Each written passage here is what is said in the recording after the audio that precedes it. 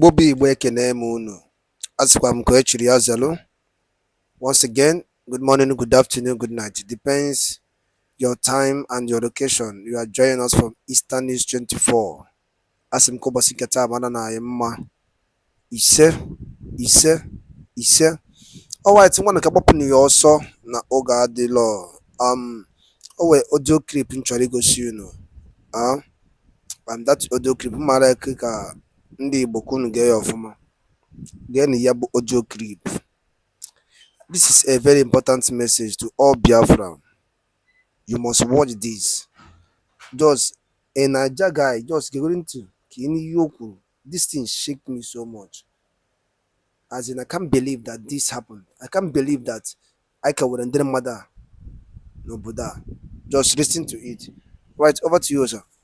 Is dragging Lagos with any Yoruba man. Point one for me. Show me the person. Show me that Igbo man who is bragging up and down the whole place saying Lagos is a no man. I want to see the person. Nobody will show you because it does not exist. It was created. If you're an Igbo person living in Lagos, I want you to please pay close attention to what I have to say. And I would like you to listen to the end. All right? So, understandably, you don't have to be an Igbo person to feel the pain that is in the heart of most Igbo people in Lagos. Because I know what happened came out of the blues, right? And everybody was like, my goodness, what is this? Where is this coming from? I mean, some of us were even asking, please, who is that person that said that Lagos is a no man's land? Can we see the person? Nobody's ever going to show you who said it. Nobody will ever show you an Igbo man who said that. Because what they did was what we call in intelligence, PSYOP. It's called psychological operation. I know because I know. I know how and when they cooked it and unleashed it. It was psychological operation. And it was not aimed at you because of the state elections. It was aimed at you because of the bigger prize that we are all pursuing in Abuja. And I'm going to explain this to you. You know, during the end SARS, bigotry was buried alive in front of the whole world. Religious fanaticism, tribal hate, all of that flew out the window. There was nothing like religion or tribe that showed up. That was why EndSARS was so successful. And they had to end it the way they did because there was no other way it could have been ended. And from that moment till today, that same movement has remained alive. That movement was tagged Structureless. That Structureless movement didn't control a single state in Nigeria. But when the chips were down, several states were in their basket. And there is now contention taking place to redeem the golden prize in Abuja. That's why there's court case going on. And that is a movement that the old order labeled Structureless.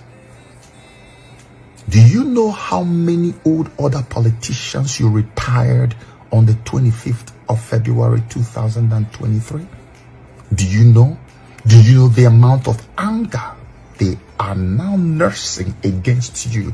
Do you know the pain in their heart that they lost places they've never lost since their lives in politics? It was all part of it. That's why the ripple effect came. And they said, we will show them. And they went into the weaver and reached for that old weapon they've always used all these years. Same old weapon, divide and conquer. Just tell them that Yoruba man should know that Igbo man is coming to take over your land. Once you say that, our people will rise up. It was phantom. It was non-existent. Ask like we've asked. Point to that one Igbo man who is dragging Lagos with any Yoruba man. Point one for me. Show me the person. Show me that Igbo man who is bragging up and down the whole place saying Lagos is a no man. I want to see the person. Nobody will show you because it does not exist.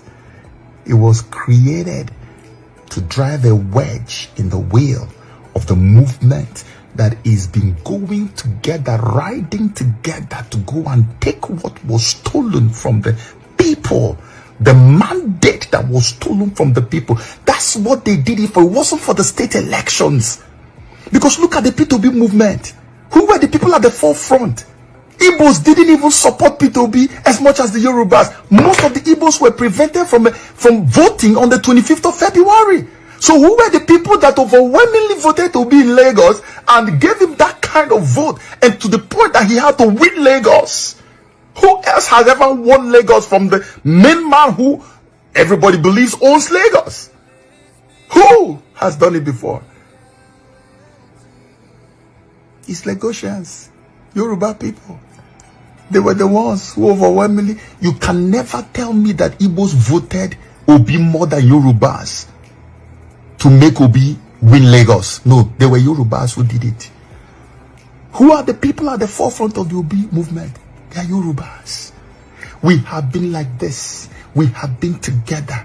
Despite all the old wounds they told us we must observe. Despite all the old divisions they told us we must always keep our eyes on. We shunned all of that and worked together as one people. Disregarding tribe, disregarding religion, disregarding position, disregarding everything that the old order has always used as weapon against us. And we came this far, and they have been panicking like there's no tomorrow. That's why they now decided, you know what, let's go reach for that old weapon. Let's try it one more time. You know, they've been trying since then. Even before the election, they've been trying. None of it worked. But this time around, boom, let's do it. Let's do it. Igbo, Yoruba, Igbo, the old rivalry. Let's reawaken that monster. And they did. And most of the people who fell victims didn't even know what was going on. That's why some of them are coming online to come and apologize for what they had done.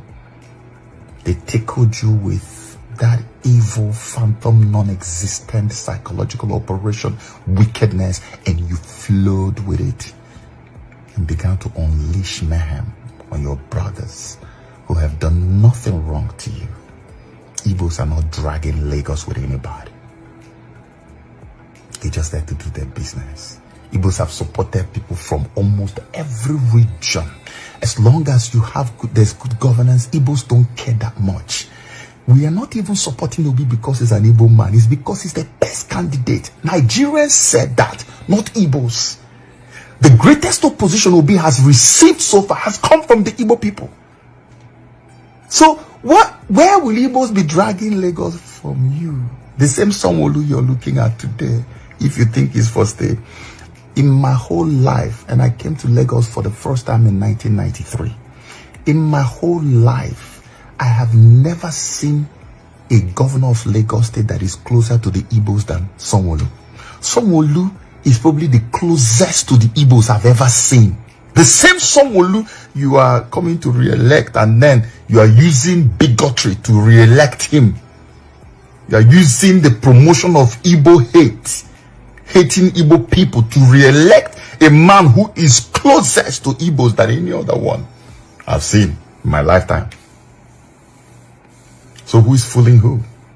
It was a psychological operation aimed at destroying the unity that we have built over the years, which is what we are now taking to Abuja to go and reclaim what we all believe was stolen.